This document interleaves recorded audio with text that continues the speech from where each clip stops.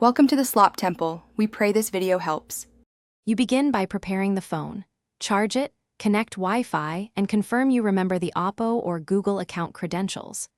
Once done, open Settings and go directly to Security or Privacy Protection. Look for Private Safe or Privacy Password options. If you see a Forgot Password link, tap it to start account verification. This first step uses your Oppo account or associated email to prove ownership, and it's faster than a factory reset, so make sure you try it first.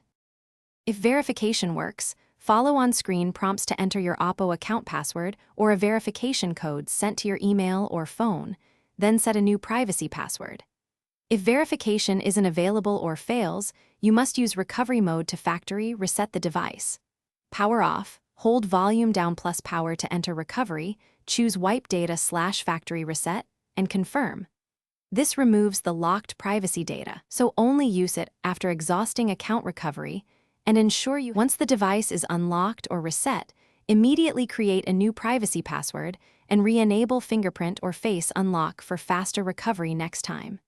Then restore backed up data from Oppo Cloud or your local backup and verify private safe contents. Make sure to update your Oppo account credentials and record recovery options.